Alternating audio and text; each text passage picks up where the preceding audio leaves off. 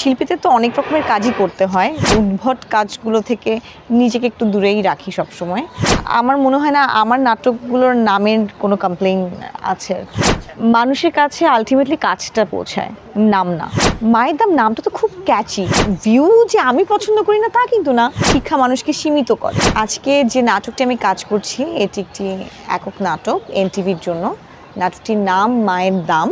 এটি রচনা এবং পরিচালনা মোহাম্মদ রবিউল শিকদার। রবি ভাইয়ের সাথে কাজ আমার আগেও হয়েছে, বাট আজকে অনেক দিন পর হচ্ছে, মাঝখানে অনেক দিন কাজ হয়নি। তো ভীষণ ভালো লাগছে। খুব ফ্রেন্ডলি একজন মানুষ এবং ভালো ডিরেক্টর, যেটা সবচেয়ে বেশি দরকার হয় যে আর্টিস্টের কমফোর্ট জোন। যখন যিনি মনিটরের সামনে থাকেন তার ডিরেকশনটার উপরে যখন পুরোপুরি আস্থা থাকে তখন কাজ করতে খুব আনন্দ হয়, আরাম হয়। তো উনি এরকমই একজন ডিরেক্টর। ইভেন এটা ওনার রিয়েল লাইফ থেকে নেয়াই একটা গল্প, মানে কিছুটা অংশ ওনার নিজের জীবনের সাথে মিল রেখে গল্পটা। সো এটার সাথে ওনার আবেগও জড়িত, যেটার সাথে আমরা শিল্পীরা রিলেট করতে পারছি। তো ওই জায়গা থেকে আশা করছি কাজটা খুব ভালো হবে। আমাদের শিল্পীদের তো অনেক রকমের কাজই করতে হয়, বাট আমি পার্সোনালি চেষ্টা করি, মানে হয়তো আমার সাথে হয় না, মানে আমি ওরকম উদ্ভট নাম বা উদ্ভট কাজগুলো থেকে নিজেকে একটু দূরেই রাখি সবসময়। সব কাজই তো শিল্পীদের জন্য, শিল্পী গোষ্ঠী কারা তাদেরকেই আসলে আমরা তাদের কাছেই আসলে কাজগুলো পৌঁছাতে চাই।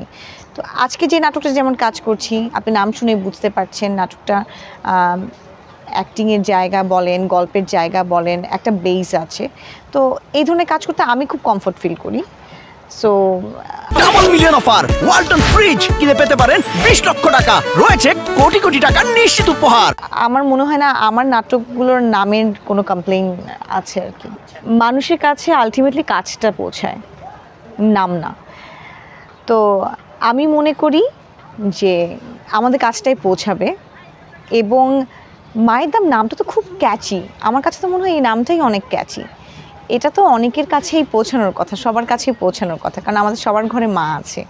তো মায়ের দাম, আমার মনে হয় মা এবং সন্তান তাদের সবার কাছে পৌঁছাক, আমার মনে হয় এটাই যথেষ্ট।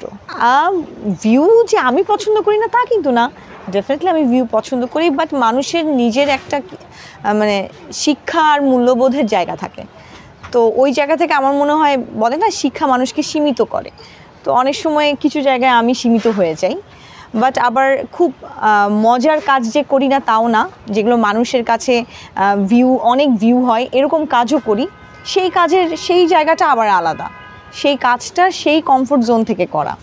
তো এই তো কাজের মধ্যে আসলে অনেক ডিফারেন্স আছে। এগুলো কেন ভিউ হচ্ছে, নিশ্চয়ই তাদের দর্শক আছে। দর্শক যদি দেখে তাহলে দর্শকের জন্য, আর্টিস্ট যারা কাজ করছেন ডেফিনেটলি তারা তো দর্শকের জন্যই কাজ করছেন, আমি সেটার মধ্যে কোনো কিছু খারাপ দেখি না। আমাদের এই নাটকটা সিরিয়াস একটা নাটক, এটার সাথে অনেক ইমোশন জড়িত এবং এটা একটা রিয়েল স্টোরি বেস, সো মানে আংশিক বেসড। তো এটার মধ্যে জোর করে কোনো কিছু আমরা করার চেষ্টা করছি না এখন পর্যন্ত, এবং গল্পের কোনো জায়গায় ওরকম কিছু নেই। যেটা সত্য, যেটা সুন্দর, যেটা আবেগের, সেই অংশটুকু আমরা আমাদের দর্শকদের সাথে শেয়ার করতে চাই, একটা গল্প পৌঁছাতে চাই। আমার চরিত্রের নাম রূপা। চরিত্র এখানে খুব অল্প কয়েকজন চরিত্র নিয়েই কিন্তু পুরো গল্পটা, যেটা হয় আমাদের একদম পারিবারিক একটা গল্প।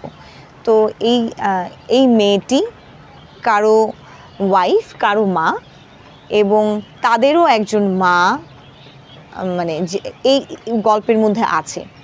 তো খুব সুন্দর, স্বাভাবিক, স্বতঃস্ফূর্ত একটা মেয়ে যার জীবনে একটা ঘটনার কারণে একটু টার্ন নেয়, তার হাজব্যান্ডের কারণে, তার হাজব্যান্ডকে রিলেট করে একটা কিছুর কারণে এই মেয়েটার জীবনটাও একটু চেঞ্জ হয়ে যায়, যেটা আমাদের সবার জীবনেই হঠাৎ কোনো একটা টুইস্ট হয়তো আমাদের জীবনে আসে, জীবনটা অন্যরকম হয়ে যায়।